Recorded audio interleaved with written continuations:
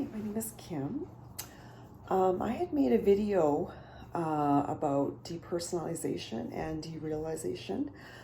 I wanted to add a little bit more information as I was watching some videos on it and kind of doing a little bit more research.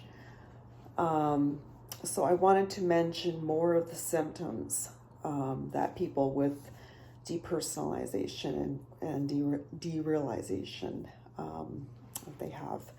So another symptom that they have is when they look in the mirror. Okay, everything is distorted. They see themselves in the mirror, but they don't recognize that is their face in the mirror. You know, everything on their face, it's distorted. So yeah, this disorder, it distorts things. Remember I mentioned that people with depersonalization, if they look at their arms, you know, they may see them as big, or they may not even see them at all, actually. And this is caused by, of course, the disconnection or the detachment.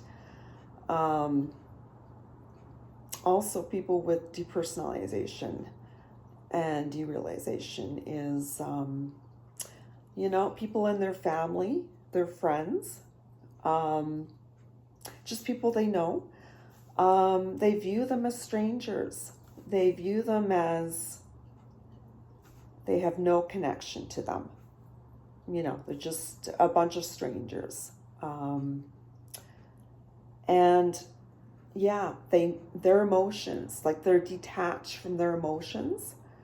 So they've numbed out their emotions. So they don't feel anything. They don't feel positive emotions.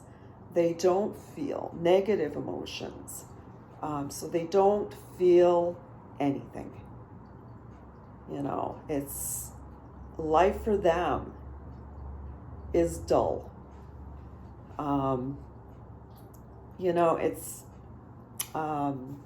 even with derealization, you know, it's like you're in a dream. You're walking, you're in a dream.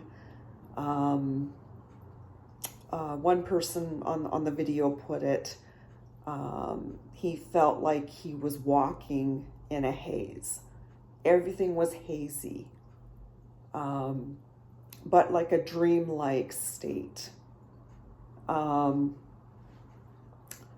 Also, what was mentioned, that depersonalization and derealization, what they experience is that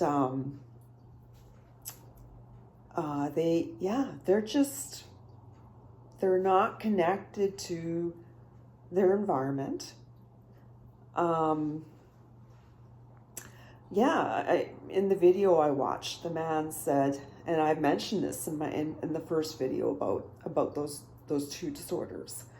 You know, they have kind of like an out of body experience. You know, they're detached, so detached that they're watching themselves. You know,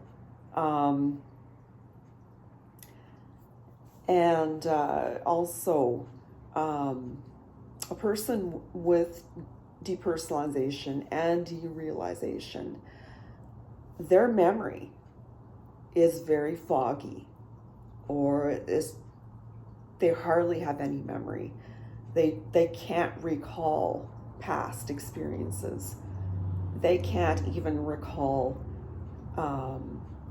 you know, the here and now experiences.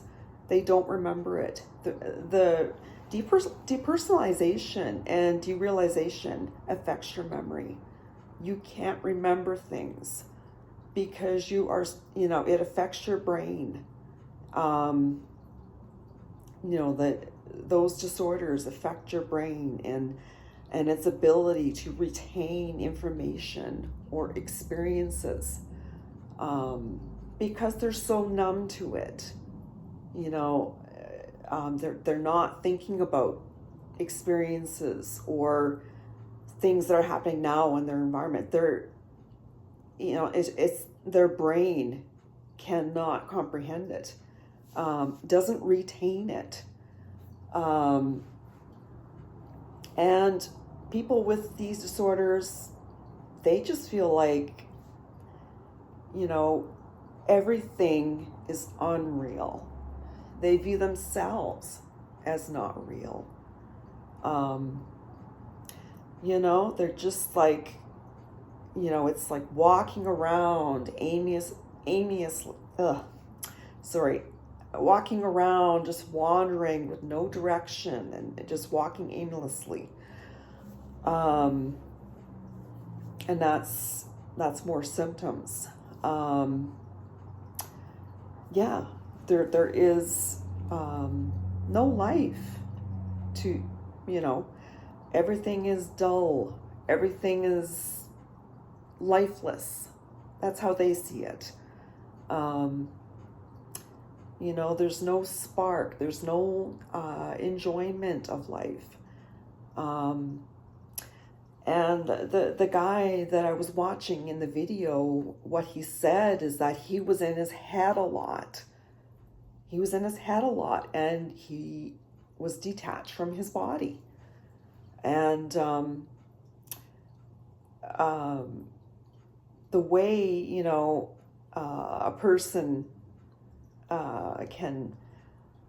he was mentioning that you can get over it, is you've got to, try to get out of your head and be present, be connected, to people, to everything in their environment.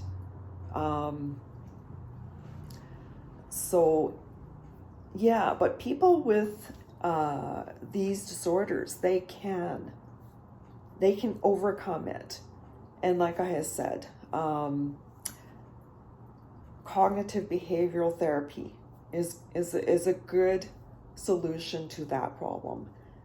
Like I've mentioned in my other video, it helps you to feel more connected to your body, to your emotions, to your thoughts. And it helps you to see, okay, this isn't reality. This is like, this is a warped lens that a person is seeing through. Everything is warped. Everything is fragmented. And this is what they see. This is what they experience. People with depersonalization and derealization.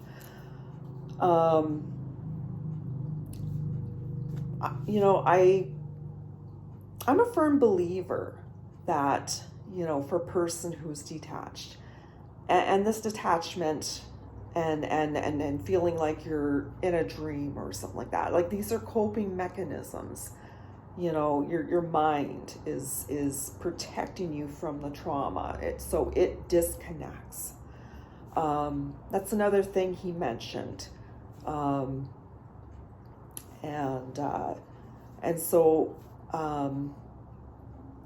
There is hope. People can overcome this. Cognitive behavioral therapy is one tool in the box.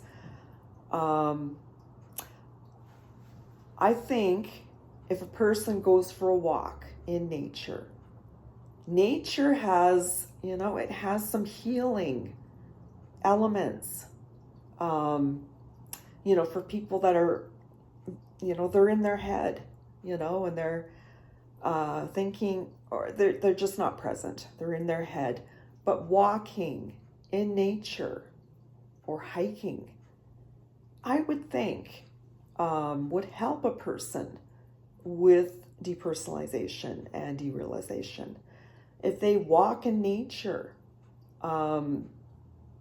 it will help them to be more grounded, to be more connected, to get out of your head and to really experience nature and the healing qualities and elements I know for myself, I'm in my head quite a bit.